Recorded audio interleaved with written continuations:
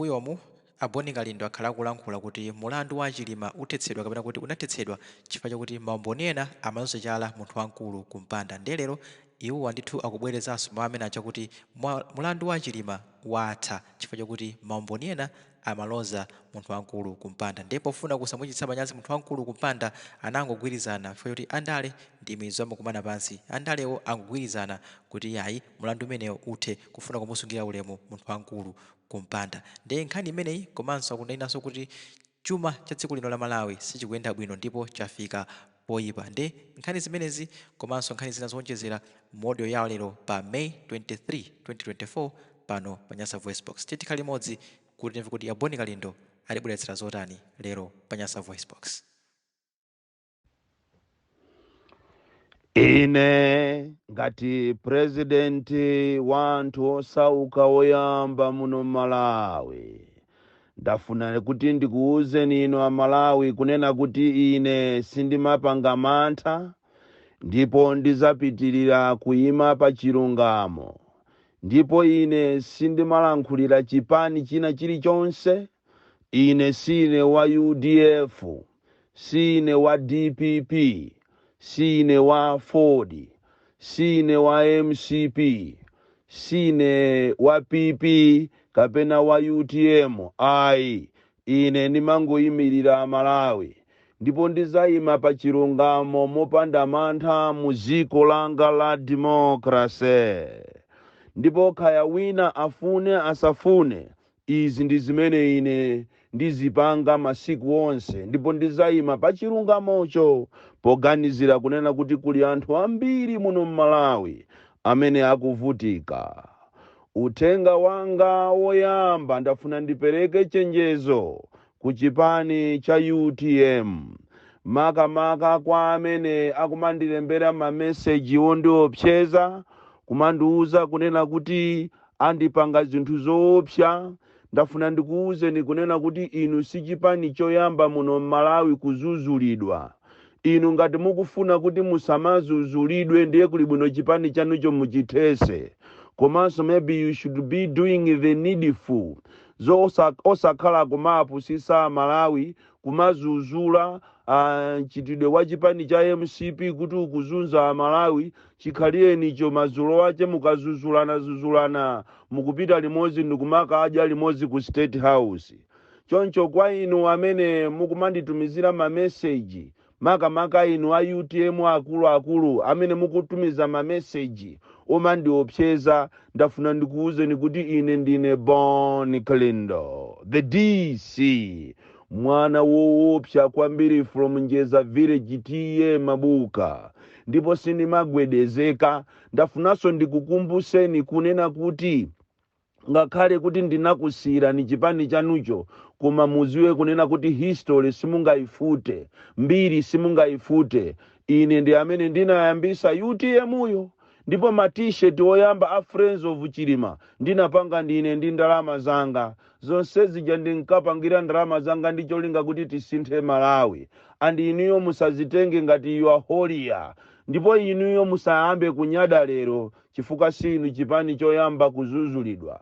Tazuzulapo DPP, tazuzulapo UDF, Ford, MCP yonso timaizuzula koma palibe amene anandiyemberapo message ndiopseza. Ndiye ngati mukufuna kuti tilowe mu battlefield ine ndili ready koma ndizayimirira Malawi mwachilungamo. Ndipo ndimafuna ndikuwuzeni inu a Malawi kunena kuti mayeso abwino kapena kudana ni munthu wandale muzingomuuza chilungamo. Kutero kwa UTM akudana ndikuwuzidwa chilungamo kunena kuti you are goofing big time chifukwa mukanakhala kuti iniyo ndinu madolo kuti mufunadi mukukondadi anthu a mziko lino bwezi wanu president wanu mukumuuza chilungamo. Ngakhale milandu imene yathesedwa zulo ku parliament mukanakhala madolo mukanamuuza president wanu kunena kuti bwana tiyeni milandu iyi ikathere ku khoti chifukwa ziwani ichi mbiri izapita mu history kuti president wanu Saulos Chilima ndi okuba ndipo izi ana azakamba mibado. Koma popeza inu mukuzitenga ngati ndinu madolo ndiye mbiri itu ndi imeneyo. mulandu wa Chilima watha dzulo ndi Legal Affairs Committee ya Parliament imene imayang'ana za malamulo ku Parliamentiko, ndipo zinachita kuziwikiratu kunena kuti mulandu umene usungapite patali chifukwa amene ali mu komitimo ambiri ndi achipani cha MCP.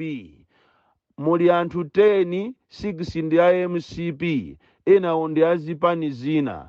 Ndipo ine mmene ndimaziwira ku parliament kuli corruption yoopsa, ndipo mulandu umene ujawo suka napita pena paliponse kapena kunena kuti mulandu umene ubwerere ku khoti. Koma ndafuna ndikuwuzeni ichi inu aku parliament komanso inu atonse alliance amene cholinga chothesa mulanduwu mukufuna kuti mumuteteze munthu wina, chifukwa mulandu uti olakwa si Chilimatu iyayi, olakwa ni munthu wina amene amapezeka kuti akusayinira mapepala. Zonsezo tikuziziwa, ndiye kumene kumapita mulandu uja kumapita kuti wina wake joka akamufere m'manja ndipo akanayaluka muziko muno. Koma popeza andale ndi mizu yakachere anayimba kale Lucius Banda, ena awuthesa mulandu uja ndi cholinga kuti amuteteze munthu wina wamkulu amene akutchedwa kuti commander in chief, ncholinga kuti asayaluke chifukwa mulandu uja olakwa sanali amayimbidwa uja, olakwa anali munthu wina ndi cholinga kuti amuwonongere sogolo la munthu wina.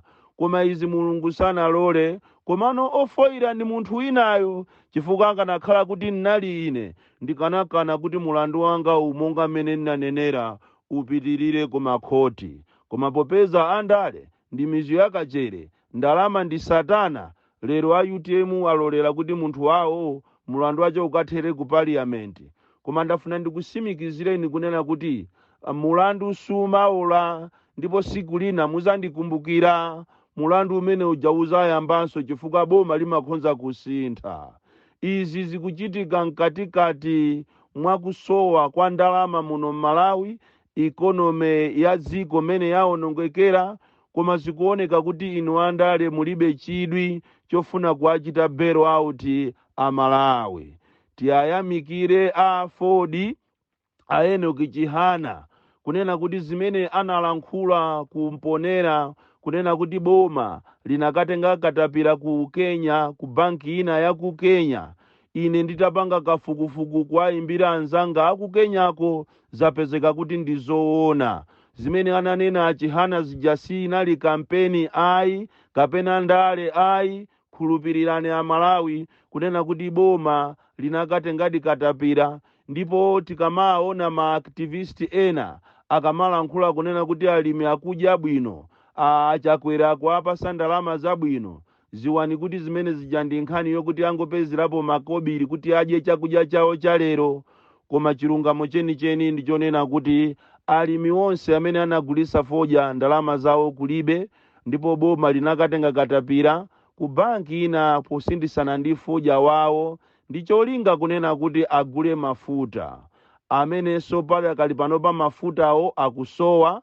Ndipo anytime Malawi muno mukhala crisis yoopsa ya mafuta. Kuteroko pajamaliziwa boma la Chakwerali ndi Achilima ndi boma lonama, akhala akumanamiza anthu kunena kuti mavuto ali Malawi muno ndi nkhondo ya ku Ukraine, mavuto ali Malawi muno ndi chifukwa cha COVID, mavuto ali muno ndi chifukwa cha DPP inaba ndalama. Kodi nthawi yonseyi mmangonamizira kuti DPP inaba ndalama, DPP inapanga ichi, DPP inapanga ichi. Bwanji osachita fix zimenezo kuncholinga kuti a Malawi aambe kumva kukoma. Kutero kuti kunena panopa Malawi munomo nyanja ijayo igulisidwanso, chifukwa akuluakulu ena aboma anyamuka dzulo kupita ku Tanzania kuti akakambirane ndi boma la Tanzania, president wakumeneko, kuti apase ndalama agwirize nyanja kuchokera ku Karonga kukafika pa Nkhata Bay, kuti apasanenso ngati katapira chikole chache chikhale nyanja. Ndi chifukwa chake nthawi ijanso Fiero atavuta anakatenganso pati ya nyanjayo ndi kupereka, ndipo atalephera kupereka ndalama zimene anangongola ku Tanzania, aja Tanzania ayamba kumanga doko, ndipo Amalawi ndinu mboni kunena kuti aku Tanzania akumanga doko pa nyanja ya Malawi. Chonchi chimene zavutiramo ayambaso kumanama kunena kuti fuel wayamba kuvuta chifukwa chakumwalira kwa president wa ku Irani. Choncho Amalawi valani zilimbe chifukwa president wa ku Irani wamwalira. Paichi akuluakulu aboma apita kuja kumachedwa ku Tanzania kuti akaesese kuti angongole ndalama za fuelo koma apereke nyanja kudzafika pa Nkhata Bay ngati Chikole. Ndi mmene tuzilili kuno ku Malawi. Choncho andale samafuna kumauzidwa chilungamo. Ine ndizayima pa chilungamo chifukwa economy ya dziko lino yaonongeka kwambiri. Tikunena pano Amalawi zijaku kuuzani kunena kuti kwacha sina agweja ndizonama akunama kwacha ija yagwa mwa silent chifukwa IMF inachita dictate kunena kuti kwacha muzigwe some phases, ndipo musayembekezere kuti ati mulandira chikalata china chake chikuyenda. Oi pano pati kunena pano mafuta aja amachoka ku Mozambique amachodwa kuti Sinolia. Mafuta amene ajawo akwera ndipo zinthu zambiri zikwera chifukwa ti zinthu zambiri indicator ndi kwa amwenye.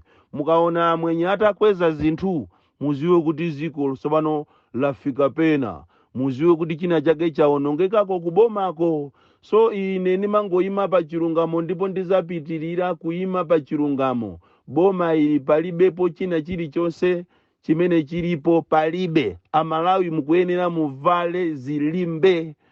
Ndipo akanakhala ena aboma amene amakhala ndi welfare ya anthu akanayang'ana ngakhale nkhani ya ma PS, nkhani ya ma directors, nkhani ya ma ministers, tikanapanga mmene anapangira Bakiri Muluzi. Bakiri Muluzi tu anali ndi nduna 17, ma deputy 7. Nthawi imeneyo to save ndalama. Koma pakali panopa ndikuuzeni minister wina aliyense amaononga ndalama yokwana 14 miliyoni pa mwezi kuti ajese banja lache, athire mafuta, maalawansi, masalare, aliyense akuononga 14 miliyoni. Kusonyeza kuti pa mwezi timaononga matrillions ochuluka kwambiri. Matrillions 1 chakuti trillion imene ikumaonongeka pa mwezi. So timadabwa kunena kuti kale lija ma president akale amakhonza kumauphatikiza unduna, Ministry of Education and Sports, Agriculture and Water Development, something like that. Koma lero akutenga unduna uja ndikumamuyikapo munthu mmozi zinthu zokuti mwachisanzo ku agriculture. Sana yeneye kuti kukhalenso unduna wa zamazi chifukwa agriculture ndiye maziwo.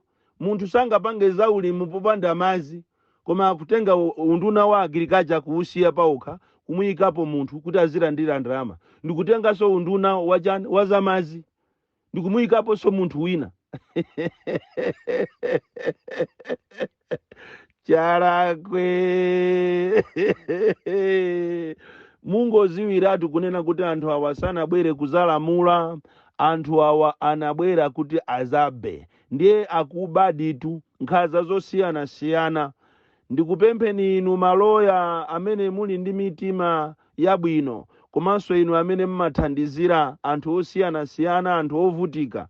Tapitani kuchichiri uku, kuchichiri prison kuli mwana zina yake Brian Waisoni ochokera kutcholo kwa Goliath kuna Nsadi amene anaba tomato 7. Mwana akuzunzika kopya, apolisi akungozengereza paka na lero mwana wang'ono wa 14 years sanapasidwe bero, akugona ndithu ndi akuluakulu.